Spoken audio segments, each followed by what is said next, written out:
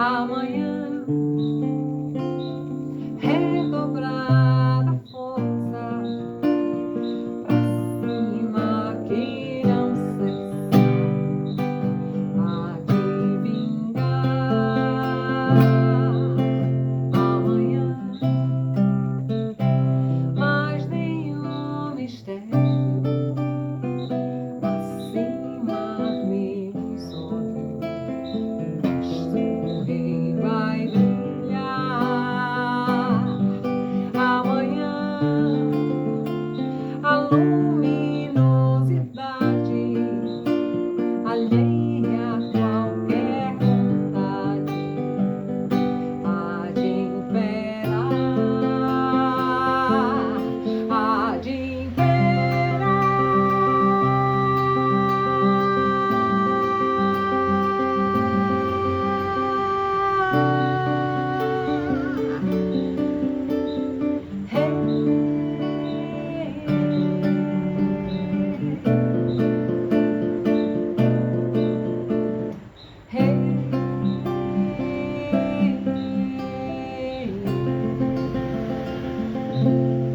Amanhã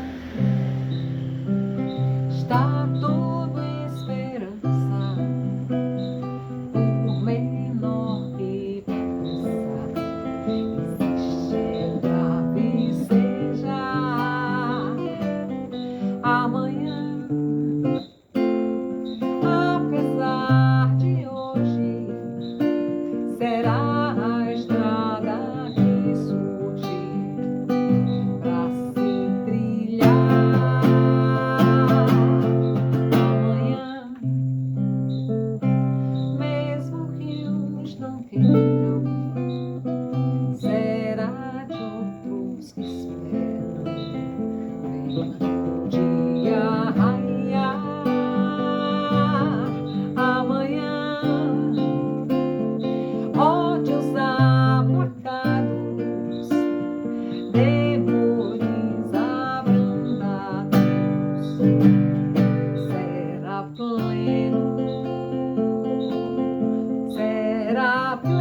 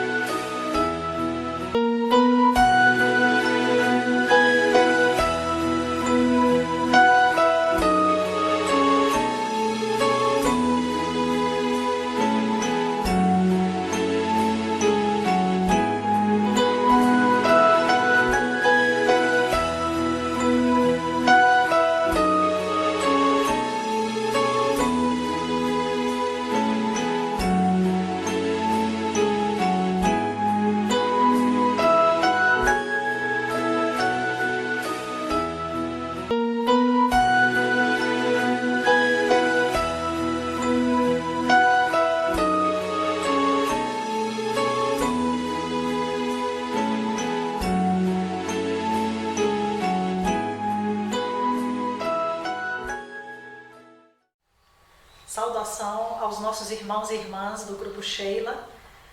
Muito carinho, muito amor, muito afeto por vocês, apesar de estarmos nesse distanciamento.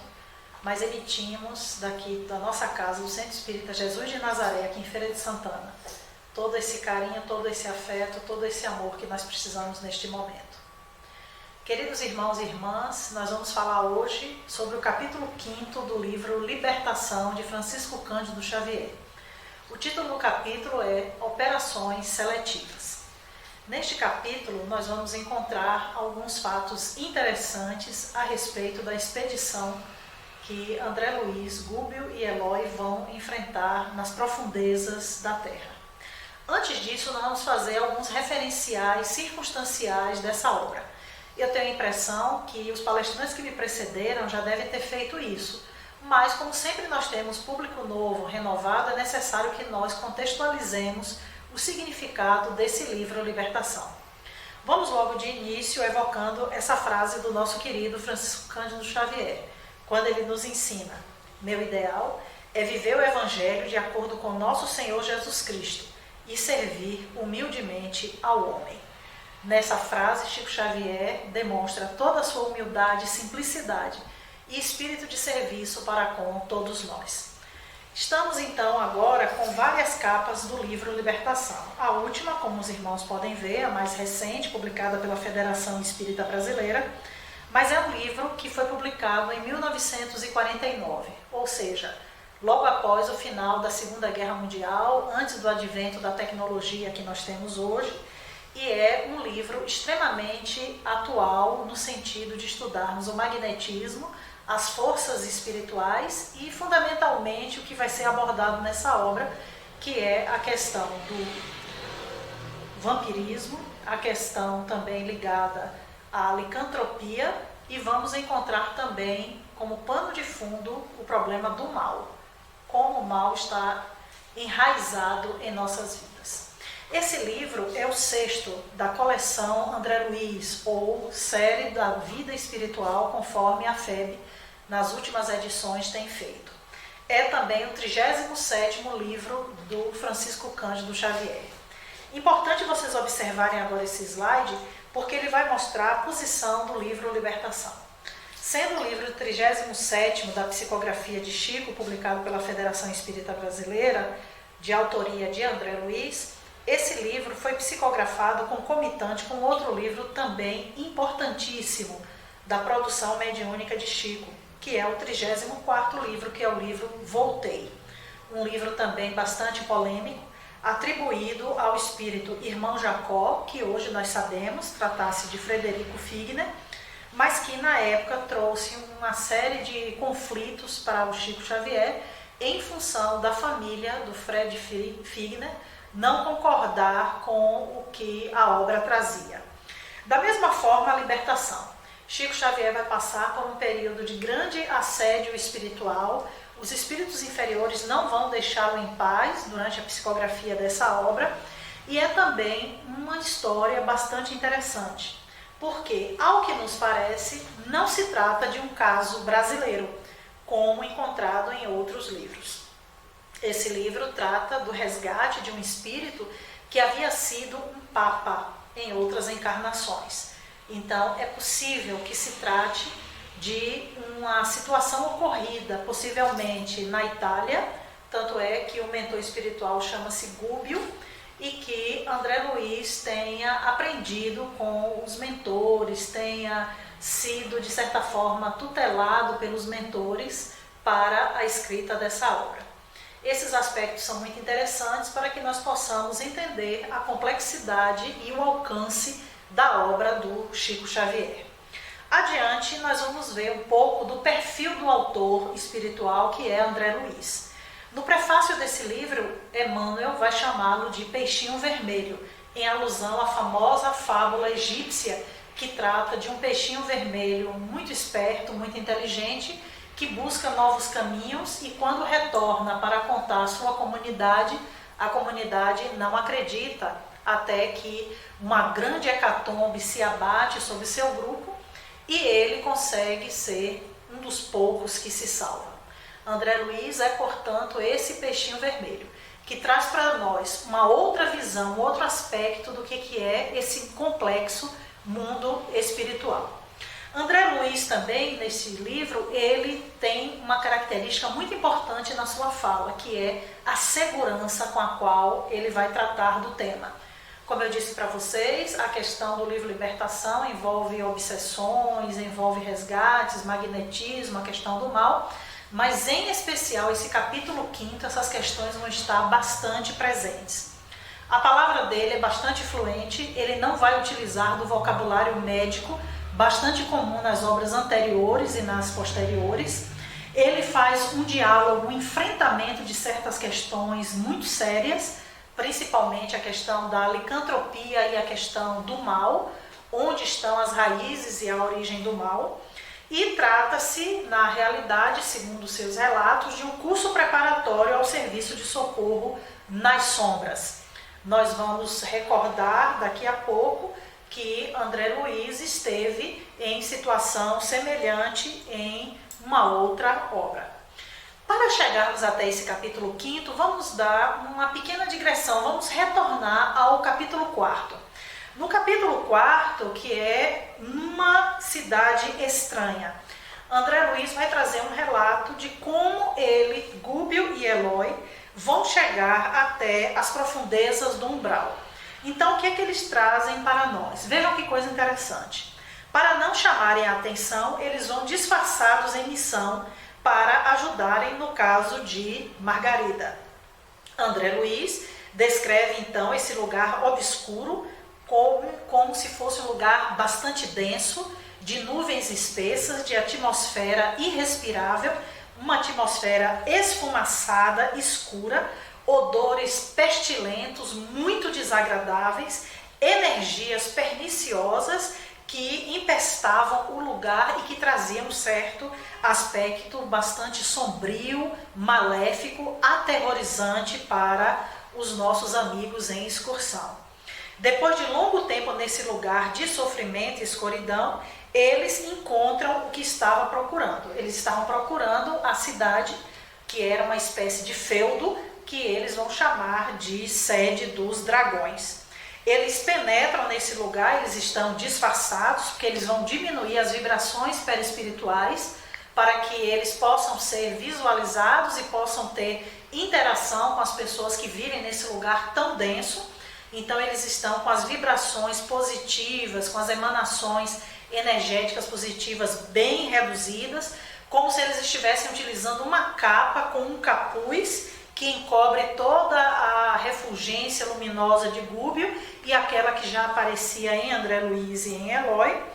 E eles vão, de certa forma, maquiar a sua aparência para poder ter acesso ao chefe dos dragões. Então eles se apresentam como pessoas comuns, como espíritos comuns, num ambiente de terror, num ambiente extremamente denso, de muita desconfiança, de muita maldade, de muita escuridão, para poder eles alcançarem o chefe dos dragões, que nós vamos ver daqui a pouco. Existem alguns personagens que são bastante interessantes. Em primeiro, nós destacamos o ministro Flaccus, que traz sempre aquele aspecto de estímulo para os seus tutelados, os superiores que se dispõem a trabalhar em benefício dos inferiores em ação persistente e substancial, não lhes podem utilizar as mesmas armas, sob pena de se precipitarem no baixo nível deles. A severidade pertencerá ao que instrui, mas o amor é o companheiro daquele que serve. Então, o ministro exorta a necessidade da amorosidade, da empatia, da compaixão, não daquela doçura sistemática, não daquela subserviência sob risco de sermos dominados pelo mal, mas é necessário que exista uma austeridade acompanhada de amorosidade.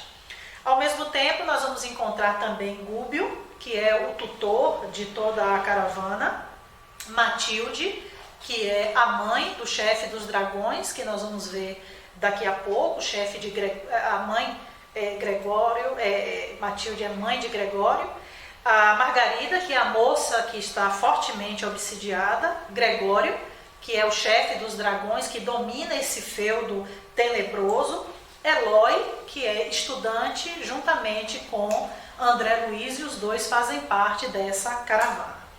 Mas vamos relembrar, como eu falei para vocês, um fato importante de André Luiz.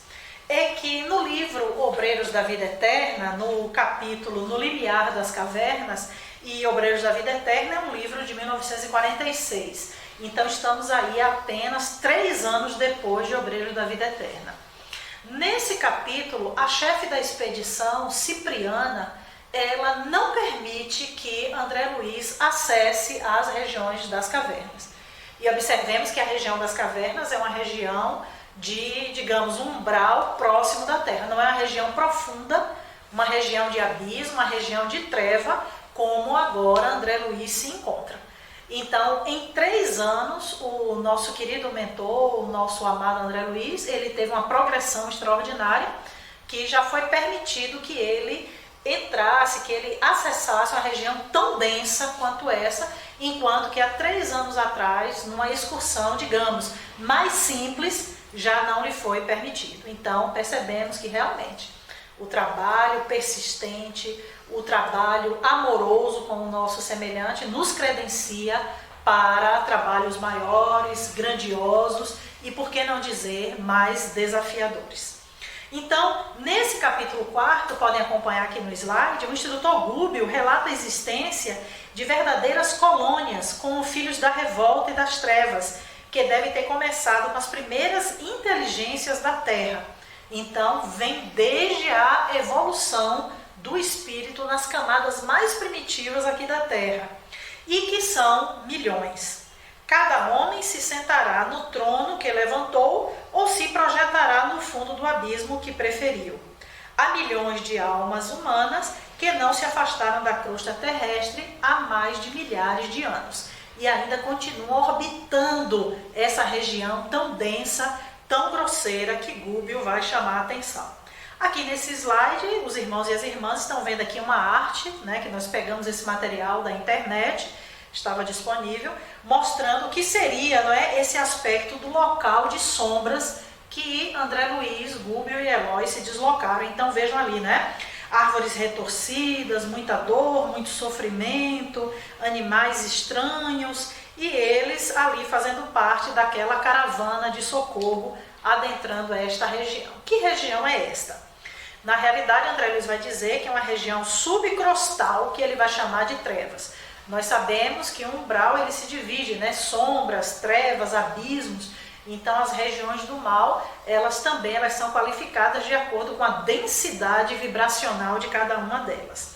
Esse fumo cinzento que cobre todo o céu, na realidade são as emanações fluídicas das mentes que ali se encontram. Então não é nenhum castigo divino, não é nenhuma forma de punição do mundo espiritual, não é nenhuma produção hollywoodiana para criar pânico, não. São as próprias mentes doentias que se autoflagelam, elas próprias produzem essas imagens negativas, se nutrem delas, se aterrorizam com elas e cada vez mais se afundam naquele lamaçal.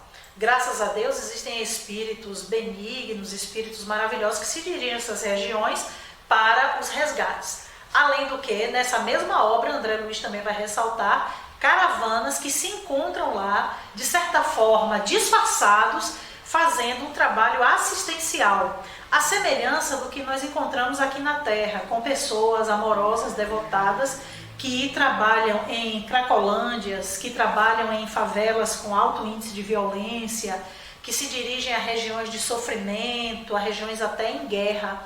Então são pessoas que doam as suas vidas para resgatar outras vidas. Então o mundo espiritual o mundo verdadeiro, aqui é uma cópia. Se aqui na Terra nós encontramos isso, imagine no mundo espiritual. Então mesmo nessas regiões será encontrado pessoas com essa dedicação, com essa amorosidade. Da mesma forma, irmãos e irmãos, essa vegetação seca, sinistra, as aves com aqueles pios agourentos, aqueles animais estranhos, tudo isso é produzido pela mente humana enferma que vai produzindo essas imagens mentais. E nos charcos, naquelas regiões mais densas, mais estranhas, vamos encontrar os seres humanos, que são espíritos, pessoas como nós, pode ser um parente meu, ou eu posso ter estado lá, a minha memória hoje não me diz isso, mas eu posso ter estado lá em épocas passadas.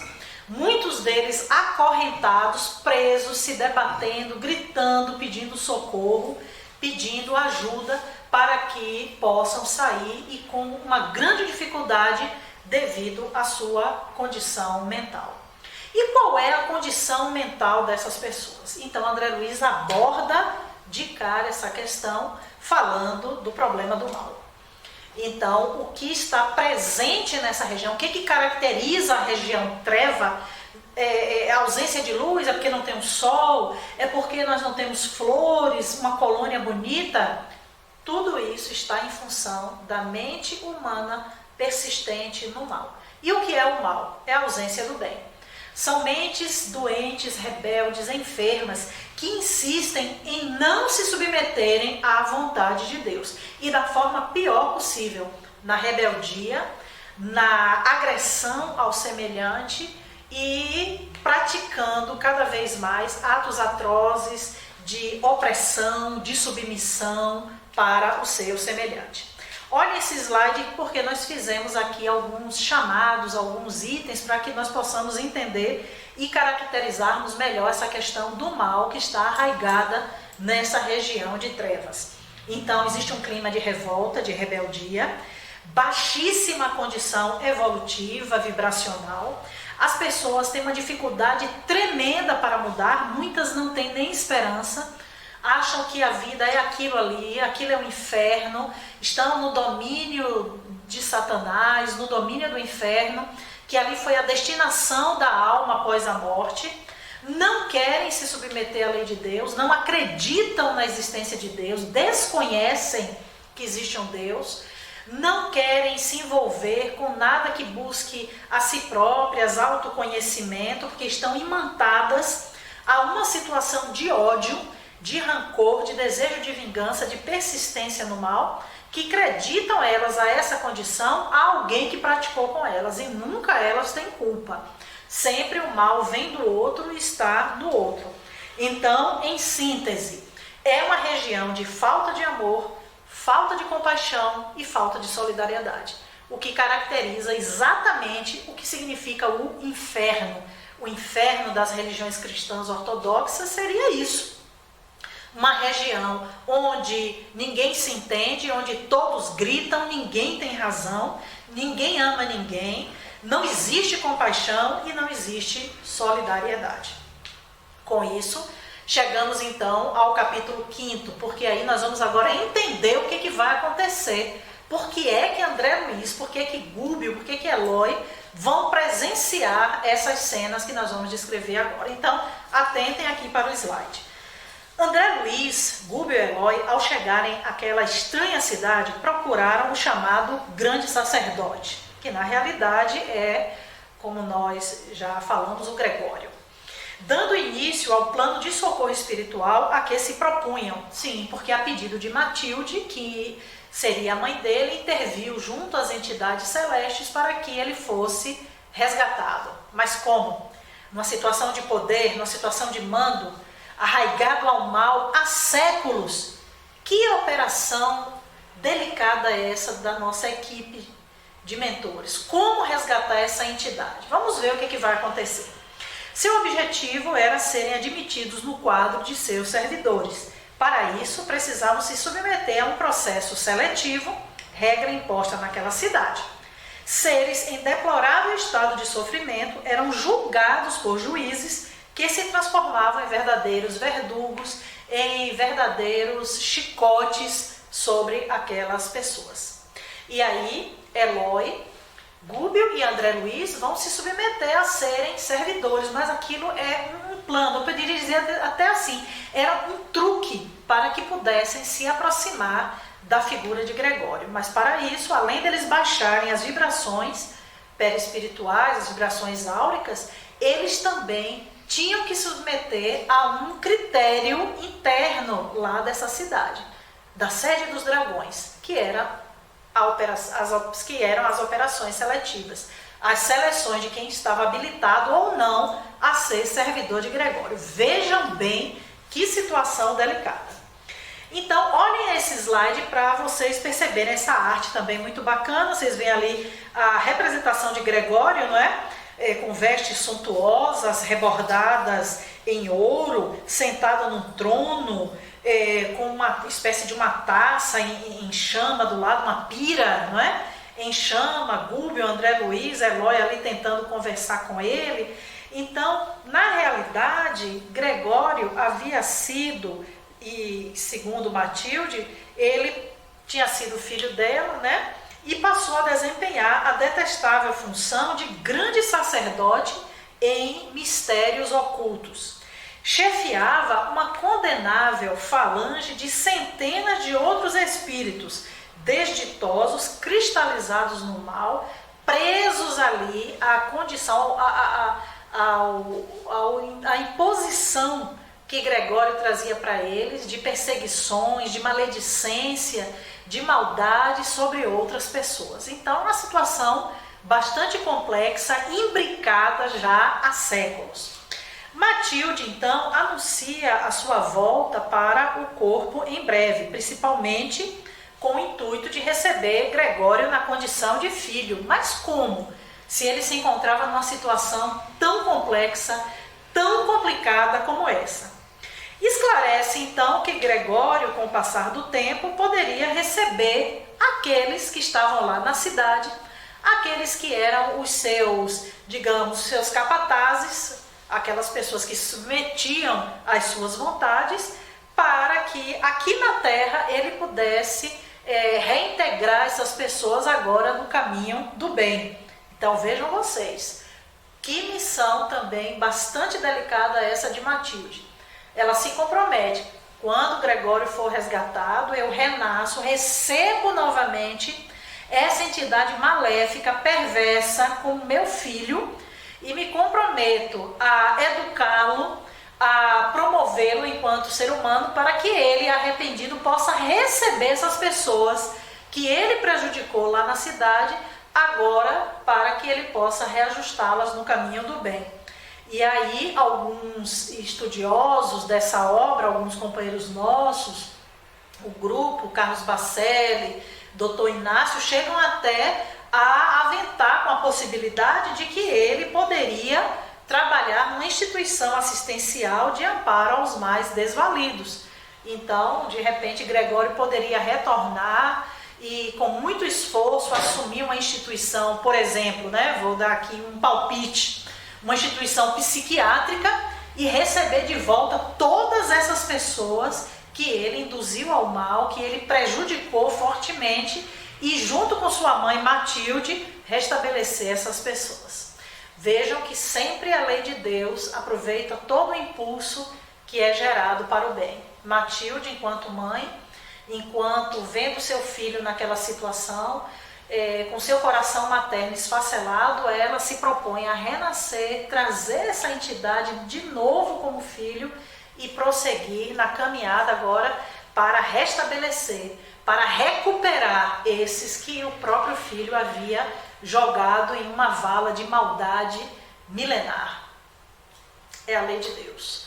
Vamos então para o próximo slide.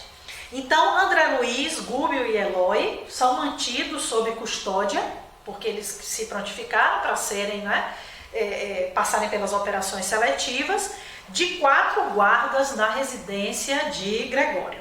Então, tem que fazer o exame antes de qualquer contato com Gregório. Então, vocês querem ser servidor dele? Ah, queremos, viemos aqui para trabalhar para ele. Então, vocês vão passar pela operação seletiva para vermos como é que vocês estão. Então, André Luiz vai nos dizer: o perispírito de todos os que aí se enclausuravam, pacientes, espectadores, mostrava a mesma opacidade de um corpo físico. Vejam vocês, nós estamos aqui numa região densa, porque o corpo físico ele é grosseiro. Mas nós estamos falando agora de uma região espiritual.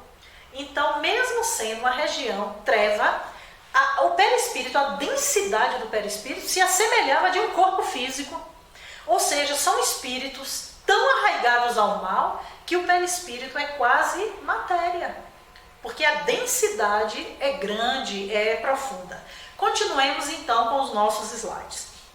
Alguns servidores da casa, em trajes característicos, né, ele usava assim, muita roupa étnica, né, de alguns grupos culturais aqui da Terra, separavam por vários grupos as pessoas desencarnadas que entrariam naquele momento em seleção para o julgamento oportuno.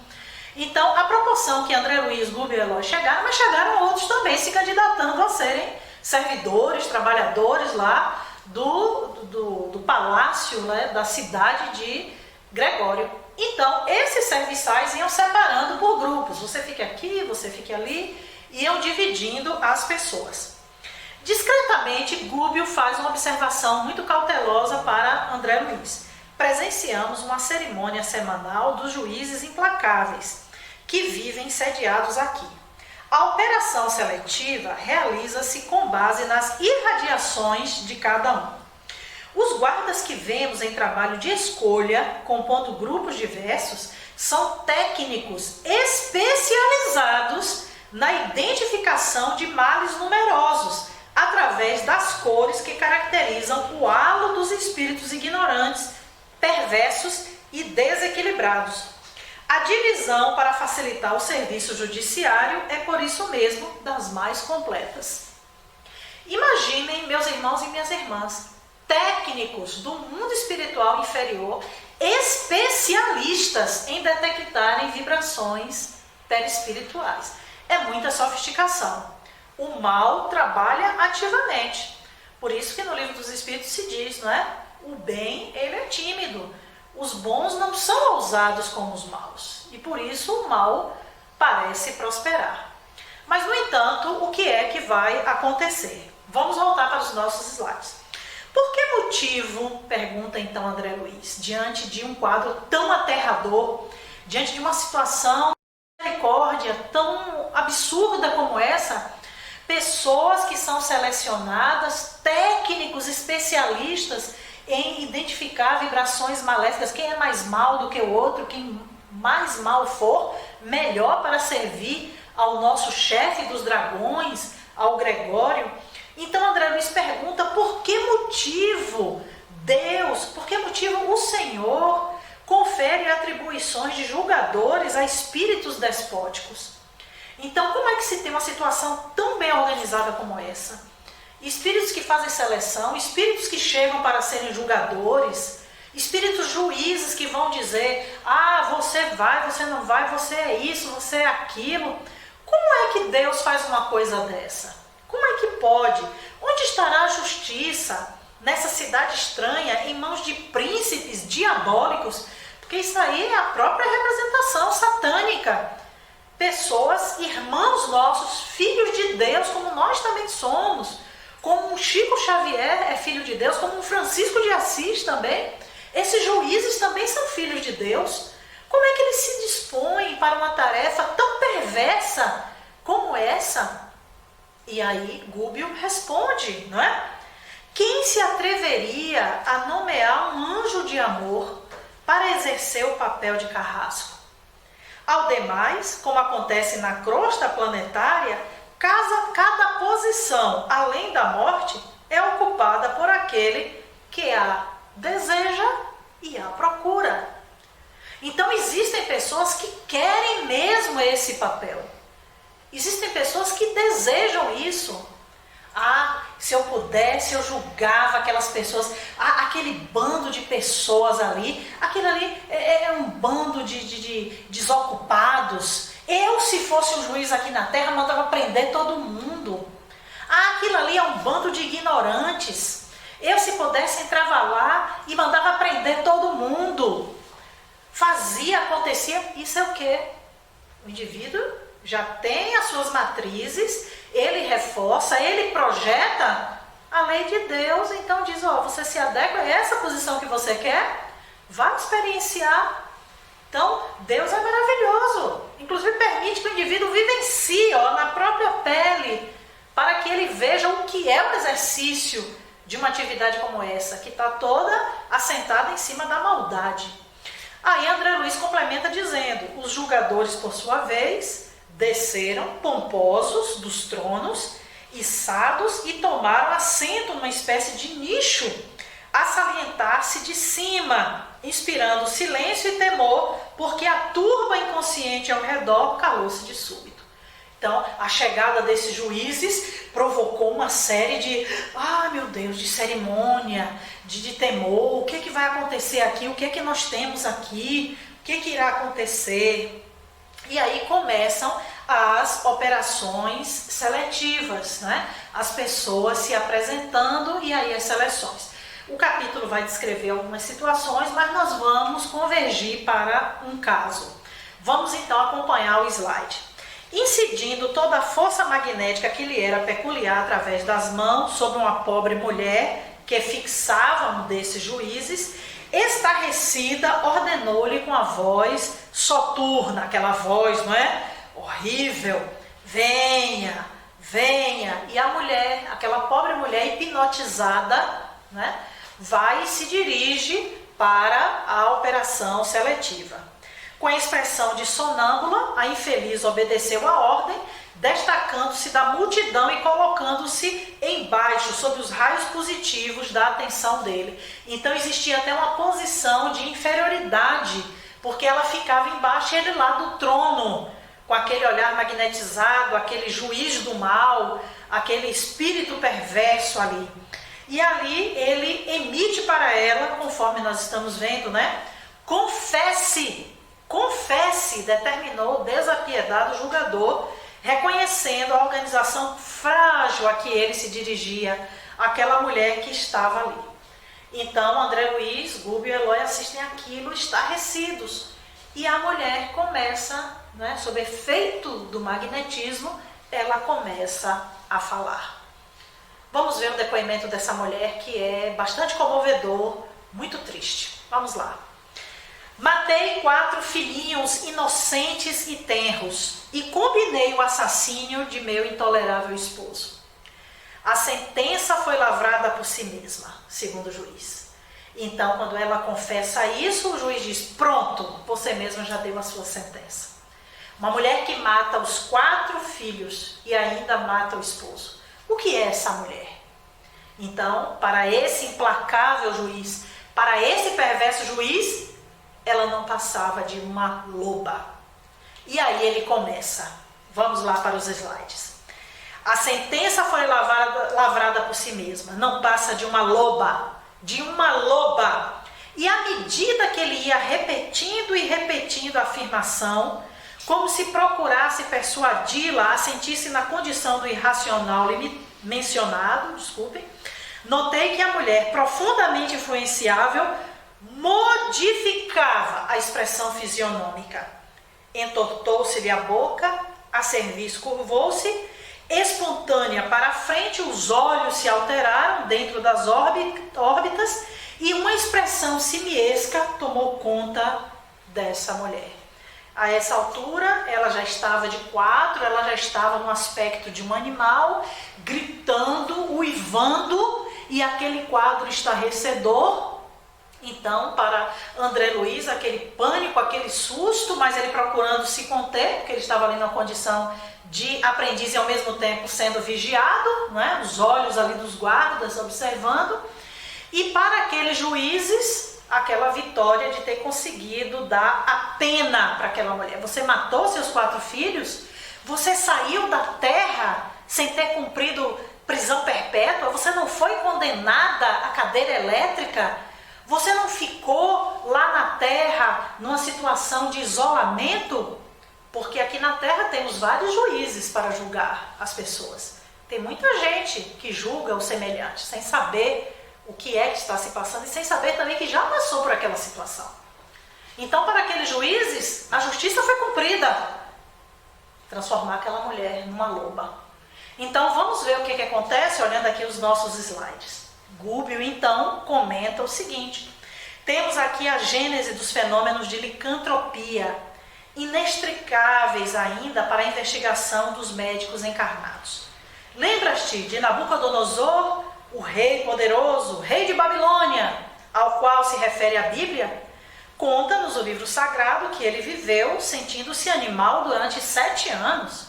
O hipnotismo é tão velho quanto o mundo e é recurso empregado pelos bons e pelos maus, tomando-se por base, acima de tudo, os elementos plásticos do perispírito. Então vejam que nessa definição rápida de Gubbio, ele consegue colocar o magnetismo a serviço do hipnotismo, ou melhor, o hipnotismo derivado do magnetismo, e ele pode ser utilizado para o bem ou para o mal. No caso aqui, um uso para o mal. A mulher, nossa irmã, foi transformada em loba. E para o bem, vamos ilustrar aqui rapidamente um pequeno caso. No livro Paulo e Estevão, o procônsul Sérgio Paulo está passando por uma doença muito grave, pela segunda ou terceira vez. E ele ouve falar que na cidade estavam Barnabé e Paulo. E ele, ainda na época era Saulo, e ele manda chamar. E quando Saulo e Barnabé adentram o recinto, que ele começa a contar a doença, pelo que nos parece, ele estava vivendo um processo depressivo, acompanhado de outros problemas, talvez algum problema gastrointestinal, mas fundamentalmente ele estava num processo depressivo. E ali estava presente também um mago judeu, que ele dizia, eu mandei chamar até esse mago judeu que é compatriota de vocês, Bar-Jesus, também chamado de Elimas, para que ele pudesse me restabelecer a saúde, mas até agora ele não conseguiu. Não precisa dizer para os irmãos e para as irmãs que Bar-Jesus recebe Paulo e Barnabé de uma forma agressiva, né? Porque veio para tomar o grande trunfo dele, porque ele estava ali lucrando em cima da doença do procônsul Sérgio Paulo. E aí Barnabé e Paulo se aproximaram dele para ver qual era a situação, e nisso Paulo começa a relembrar que Estevão havia cuidado do procônsul algum tempo atrás. E começa a relatar para o procônsul. O procônsul fica emocionado com aquela lembrança, começa a chorar, começa a entrar naquele processo, né, de dor, de sofrimento. Mas aí o Bar-Jesus, vamos voltar para ele, né? O Bar-Jesus, ele se aproxima de Paulo e aí começa a descredenciar. Porque vocês são discípulos do carpinteiro, ele que foi crucificado, e começa a desqualificar a figura de Jesus. E aí Paulo olha fixamente para Bar-Jesus e fala para ele, né, que ele ficaria cego. E ele utiliza da força do hipnotismo e do magnetismo em cima de Bar-Jesus. E ele realmente fica cego e fica atordoado e fica perdido. E aí Paulo volta para o acolhimento, para o atendimento ali do procônsul. E o procônsul começa a relembrar do que foi que aconteceu com Estevão e recomenda Jesus, Paulo falando sobre Jesus. E ele ganha uma nova vida, uma nova força, uma nova forma, né, de olhar a vida e tal. E nisso está o Bar-Jesus lá cego, desesperado, e aí Paulo chama novamente e restitui a visão.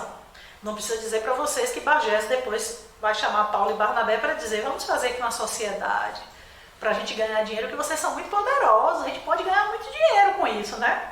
Paulo, faça-me o favor, né? Enfim, então é um magnetismo, um hipnotismo utilizado ali para o bem, para afastar uma figura maléfica, uma figura que podemos dizer, né, totalmente dispensável naquele processo. Então vamos ver aqui rapidamente o que seria essa doença de Nabucodonosor, do que é que Gubbio estava falando. Então eu trouxe aqui várias informações, os slides vão ficar aí para vocês, mas eu não vou me deter a tanto, eu vou apenas pinçar algumas coisas aqui para que nós possamos conversar a respeito, ok? Então vamos lá. Então a doença de Nabucodonosor é uma doença que está relatada na Bíblia, no livro de Daniel, no capítulo 4, né? A partir dali do capítulo 4, você vai ver como Nabucodonosor vai adquirir essa doença. Então ele fala, né, a respeito da grandeza de Nabucodonosor, rei de Babilônia, diante da grandeza do seu reino, e como ele estava vivendo ali na beleza daquele palácio, aquela coisa maravilhosa, e muito orgulhoso de ter conseguido tantos reinos, tanto ouro, tanta coisa, daquele palácio suntuoso de mármore, de madrepérola, de alabastro, de tantas coisas maravilhosas. E aí uma voz do céu diz para Nabucodonosor, a ti se diz, ó rei Nabucodonosor, passou de ti o reino, serás expulso do meio dos homens e a tua morada será com os animais do campo. Far-te-ão comer erva como os bois, e passar-se-ão 7 tempos sobre ti, até que conheças que o Altíssimo tem domínio sobre o reino dos homens e dá a quem o quer. Na mesma hora, segundo a Bíblia, se cumpriu aquela promessa, aquele comando hipnótico sobre Nabucodonosor. Ele foi expulso do meio dos homens, comia erva como os bois, seu corpo ficou todo cheio de pelos, segundo relatos, né? Além do que, o cabelo foi crescendo, as unhas crescendo, falam até que as unhas ficaram parecendo garras de águia e ele ficou com um aspecto animalesco. A Bíblia não fala expressamente que ele virou um animal. A Bíblia vai dizer que ele ficou com um aspecto de um animal. Isso é importante a gente ressaltar. Então eu trouxe aqui uma arte para vocês verem, né? Está disponível na internet, de como aquele rei suntuoso, maravilhoso, naquele palácio lindo, passou a ficar. E ele experimentou essa prova durante 7 anos. E a pergunta, né, por que ele ficou durante esse tempo todo? Até que ele baixasse a cabeça para Deus. Então é essa a grande lição. O que é que seria então essa doença? Vamos então tentar aqui explicar rapidamente também. Não sou especialista na área, não sou psiquiatra, mas vamos aqui dentro da ótica espírita andar um pouquinho com os irmãos e as irmãs. Então vejam só. A doença de Nabucodonosor sempre existiu e é observada até nos nossos dias. Existe até determinados folclores, principalmente aqui na nossa região nordeste. O lobisomem. O que seria o lobisomem? É uma licantropia. É a capacidade ou uma maldição caída sobre uma pessoa que se transforma em lobo. Então, o caso da mulher lá das operações seletivas foi isso, né? Ela foi transformada em loba exatamente devido a uma maldição, a uma praga. Lendas licantrópicas são muito difundidas, principalmente na Europa. É possível que essas fábulas sobre lobisomem tenham chegado até a nossa região nordeste, trazida pelos portugueses e por outros imigrantes, que chegou até aqui e ganhou tanta força. Eu me lembro que eu era criança e se falava muito a respeito do lobisomem, cuidado com o lobisomem. Mas o que seria exatamente a licantropia? Vamos ver então aqui no nosso slide. Então, é tida hoje na psiquiatria como uma forma de insanidade, é um distúrbio psiquiátrico estudado porque é um transtorno de senso de identidade própria e o indivíduo ele fica com negligência da aparência, da higiene pessoal. Muitas vezes o indivíduo chega até a andar de 4 e fala e se comporta como alguns animais. Muitas vezes é entendida de uma forma psicodinâmica como uma tentativa do indivíduo exprimir suas emoções reprimidas. Então ele expressa isso de uma forma agressiva e passa a ser um lobo, um cachorro, se sente como se fosse um outro animal. Existem hoje técnicas de psicoterapia, técnicas que usam medicação específica para tratamento, um tratamento de longo prazo, um tratamento que não é muito fácil, mas que se chega a um resultado. Qual é a comprovação que nós temos disso? Nós vimos aí um fato que André Luiz traz do mundo espiritual. E aqui no nosso plano, na nossa dimensão. Existem algumas comprovações da história que trazem a certeza de que isso aconteceu com Nabucodonosor, que é, digamos assim, a mais célebre personagem que passou pela licantropia. Então, em 1975 foi encontrado na Assíria, né, na região lá do Iraque, e está depositado no Museu Britânico alguns escritos em argila, escrita cuneiforme, mostrando que Nabucodonosor passou realmente um tempo de sua vida como animal. Então, fala que isso foi durante um tempo da vida e que nem a família, nem os filhos, nem os familiares chegavam perto porque tinham medo. 200 anos antes de Cristo, também um escritor, um historiador Abideno, também vai se referir a Nabucodonosor passando por esse processo, por essa doença. Alguns psiquiatras da atualidade falam, né, que essa doença ela tem uma sintonia com as questões da esquizofrenia. Então, não sei, né, mas vamos aqui fazer esse exercício. É possível que Nabucodonosor tivesse esse processo esquizofrênico. É possível também que aquela mulher, né, que passa por esse processo tivesse também a vivência de uma saúde mental não tratada aqui na Terra, levou para o mundo espiritual e lá ela se tornou alvo fácil desses espíritos juízes.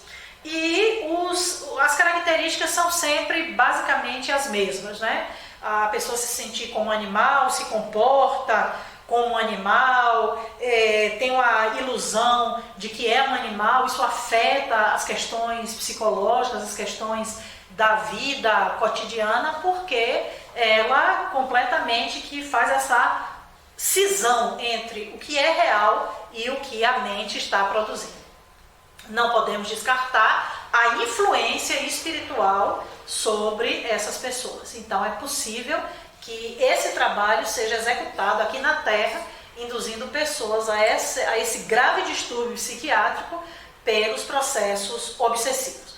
Vamos ver aqui rapidamente, só para registrar alguns relatos da literatura médica.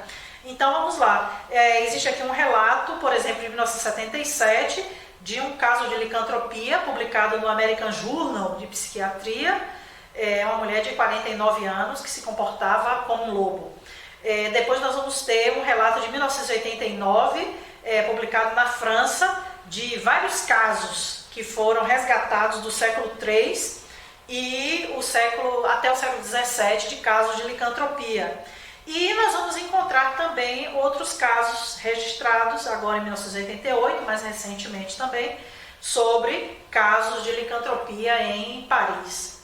Vamos olhar agora pelo aspecto espiritual. Então, nós vamos ver que existe uma conexão entre a questão da personalidade do ser, do cultivo de alguns defeitos, como o orgulho, como a dificuldade da amorosidade e da compaixão ligada a esse fenômeno. Vamos ver então aqui os nossos slides.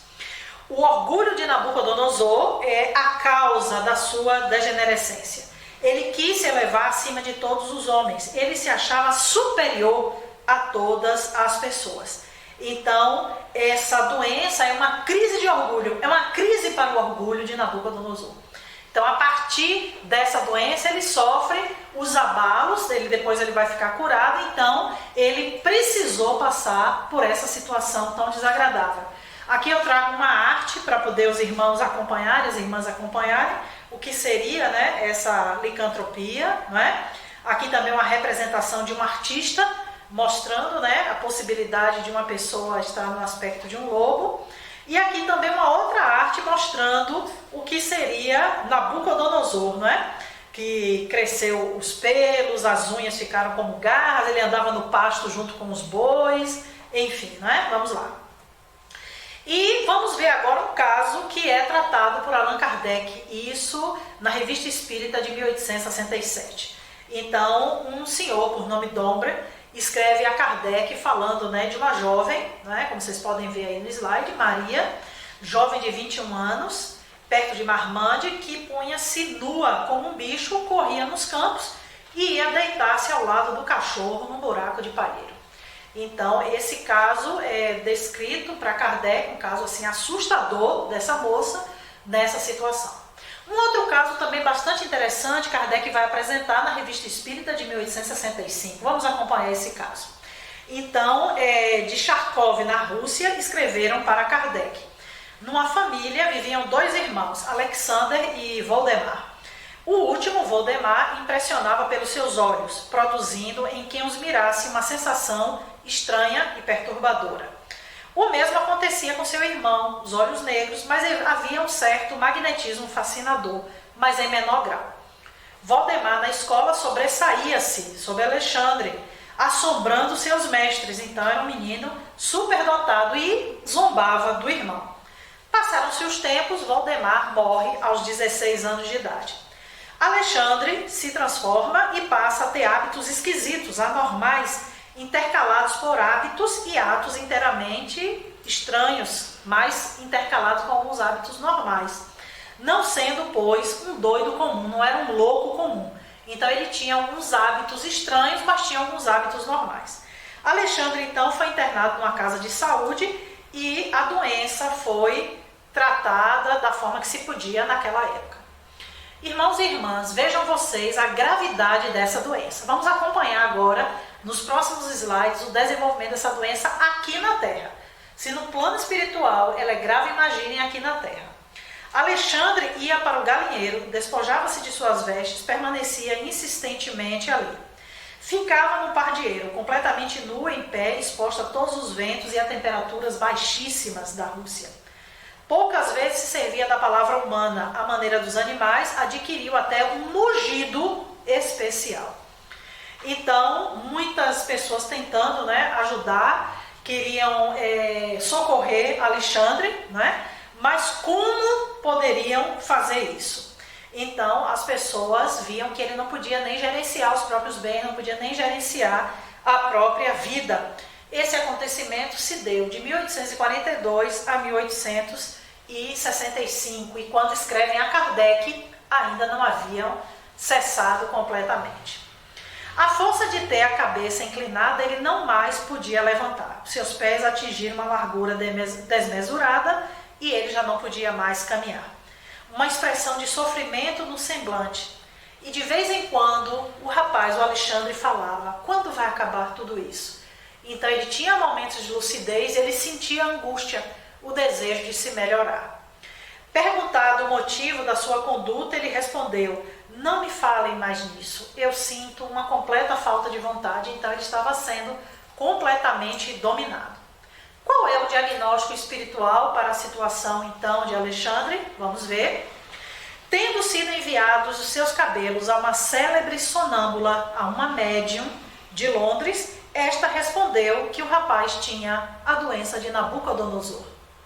Então nós vemos aí os casos, a forma sequencial, de Kardec, do caso relatado por Kardec, do caso relatado na Bíblia, Nabucodonosor, e o caso relatado por André Luiz, da mulher que se transforma em loba. Então são casos que se irmanam. Vamos então conduzindo para a conclusão, entendendo o que é que vai acontecer a partir das considerações de Kardec. Um fato salta evidentemente nesse relato. É que esse rapaz não é um louco na acepção científica da palavra. Ele goza da plenitude de sua razão quando quer. Mas qual pode ser a causa de semelhante esquisitice nessa idade? Cremos que a ciência, com as suas fontes puramente materiais, levará muito tempo para achá-las. Então, Kardec começa a investigar a respeito do que poderia estar ali acontecendo. Bom, a sonâmbula de Londres, conforme aqui os nossos achados, vai dizer que é a doença de Nabucodonosor. Mas o que é essa doença? Kardec pergunta: não seria isso uma lenda? O que está por trás dessa doença? Então, o que é que faz Kardec? Ele lê a narrativa que lhe remeteram da Rússia, ele medita a respeito do caso e ele disse: vou fazer uma evocação a respeito desse caso para ver como é que nós podemos resolver. E aí vem a primeira comunicação.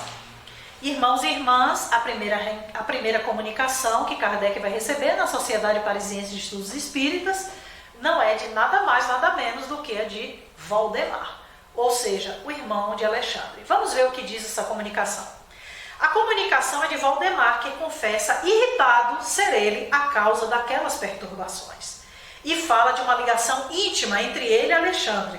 Ligação que deveria prosseguir até a morte. Então, o propósito do irmão era matar o outro irmão. Não podendo constrangê-lo a seguir-me, pelo menos imediatamente, eu empreguei o poder magnético que possuo em grau extremo, a fim de forçá-lo a abandonar sua vontade, o seu ser ao meu livre-arbítrio. Ele sofre nessa posição. Para mim está ótimo. Então vejam vocês que situação delicada, A comunicação que Kardec recebe é bastante significativa. Mas Kardec recebe uma segunda comunicação. Vamos ver o que diz essa segunda comunicação espiritual? Vamos lá. Então, o mesmo médium recebe a comunicação de autoria do espírito protetor dos dois irmãos. Vejam que coisa interessante. Ele revela ter sido Alexandre, em outra existência, subordinado a Valdemar, em diversas ações más contra a sociedade, ações que são hoje a fonte de seus sofrimentos. Eles prometeram que jamais se trairiam ou que separariam um do outro. Então, o que significa isso? Alexandre e Valdemar estavam unidos pelo mal. Em vidas passadas praticaram tantas maldades e agora eles retornam como irmãos. Valdemar morre precocemente, mas conserva em si o poder magnético a ponto de subordinar, de oprimir o seu irmão e até dizer que quer constrangê-lo até a morte, quer matar o seu próprio irmão. A situação para por aí, passa somente pelas questões das comunicações. Vamos ver as investigações de Kardec. Kardec, então, vai adiante, ele vai receber, né, ainda na segunda comunicação, comentando a respeito sobre Nabucodonosor, fala que é um processo obsessivo, mas Kardec vai trazer para nós, pode adiantar, né, podemos adiantar, a terceira comunicação. O que diz essa terceira comunicação? É uma comunicação muito importante. É uma comunicação do Espírito São Bento. Como nós sabemos, um grande da Igreja Católica. E o que é que São Bento diz para Kardec? Meus bem-amados, certos fatos relacionados nas Escrituras são olhados por muita gente como fábulas feitas para crianças. Porque não são compreendidos, são desprezados, recusando-se dar-lhes créditos. Entretanto, desprendido da forma alegórica, o fundo ali é verdadeiro. Somente o Espiritismo poderia fornecer a chave. Continua. A punição de Nabucodonosor não é, pois, uma fábula. Ele não esteve, como vós o disseste, muito judiciosamente, transformado em animal. Então, São Bento vai concordar com Allan Kardec, dizendo, olha, realmente ele não virou um bicho, mas ele estava assim, como o paciente que vos ocupa no momento, privado por algum tempo do livre exercício de suas faculdades intelectuais. E isto em condições que o assemelhavam ao selvagem, fazendo do déspota poderoso um objeto de piedade para todos. Deus o havia ferido em seu orgulho. Todas essas questões se prendem àquelas dos fluidos e do magnetismo. No rapaz, a obsessão e subjugação. Ele é de grande lucidez no estado de espírito, mas seu irmão exerce sobre ele uma influência magnética irresistível. Valdemar o atrai facilmente para fora de seu corpo, quando uma pessoa amiga e simpática lá não esteja para o reter. Alexandre sofre quando está desprendido. Constitui para ele uma punição, e é então que faz ouvir os seus bramidos ferozes. Não vos apreceis, pois, em condenar o que está escrito nos livros sagrados, como fazem a maior parte daqueles que veem apenas a letra e não o espírito. Todos os dias vós vos instruireis mais a mais, e novas verdades se desvendarão aos vossos olhos, vistos estardes longo de haver esgotado todas as aplicações daquilo que sabeis de espiritismo. E aí Kardec vem explicando, né, ele dizendo, né, então essa explicação é perfeitamente racional. Kardec então vai endossar, vai beber na fonte que São Bento está trazendo para ele vê a lógica, né? Esse rapaz está sob império de uma obsessão, uma terrível subjugação, semelhante ao que sofreu Nabucodonosor, ao que sofreu a nossa irmã lá sendo transformada numa loba. Muitas vezes é uma prova ou pode ser uma punição. Então ele poderia, o Nabucodonosor está sob julgo de um espírito malfazejo. No caso de Alexandre, estava sob julgo do irmão. No caso daquela mulher, sob julgo de um juiz implacável, terrível. E aí, o que fazer com isso tudo? Então, é o orgulho que tem que ser ferido, é o orgulho que tem que ser trabalhado. E aí vem Kardec trazendo a reabilitação. Palavras lindas, maravilhosas. Mas ao fim daqueles dias, Nabucodonosor levantou aos seus olhos o céu e tornou-se havia o entendimento. Então Nabucodonosor, ele retorna ao entendimento. Por quê? Ferido no orgulho, ele retorna, diz, não é isso que eu quero para mim.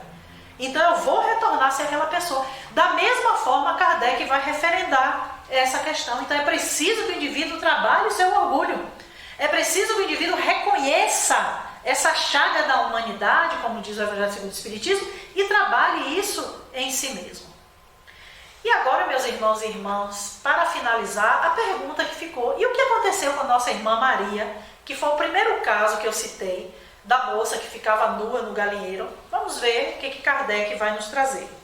É o relato do Sr. Dombre a Kardec na Revista Espírita de junho de 1865. Ele vai lhe dizer: a moralização do obsessor por nossa parte e os passes fluídicos feitos pelo marido, conforme nossas instruções, logo a livraram. Toda a comunda de Sazamã foi testemunha da impotência da medicina para curá-la e da eficácia do simples empregado para trazê-la ao estado normal.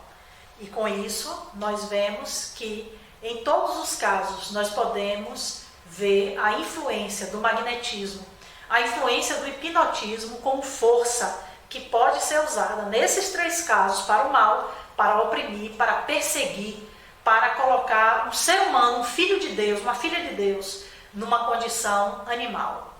Como então nos reabilitarmos? O Senhor Dombre diz: passes, orações, orientações que foram dadas. O que faria então Jesus? Jesus se deparou com aquele rapaz que era louco e que estava na região de Gerasa ou de Gadara, como falam alguns. E esse rapaz era enlouquecido e Jesus o liberta, porque vê ali também o efeito do magnetismo espiritual, negativo, inferior sobre aquele rapaz. Então, irmãos e irmãs, a nossa palavra na tarde, na noite de hoje, nesse momento dirigida a vocês, dirigida a todos os que nos ouvem, não só do Grupo Sheila, mas todos aqueles que estão tendo acesso a essa filmagem, é trabalharmos as nossas entranhas em termos magnéticos, em termos energéticos. O que é que nós andamos cultivando aqui em nossos corações, no nosso íntimo do ser? É orgulho, vaidade, egoísmo? Já vimos por esses exemplos que isso só nos leva para caminhos de adoecimento. Cuidemos então da nossa saúde espiritual. Vamos continuar então estudando as obras de André Luiz, nos enriquecendo moralmente, de forma também a nos vacinarmos contra essas doenças, esses males tão terríveis. Jesus nos abençoe, nos ilumine e nos proteja.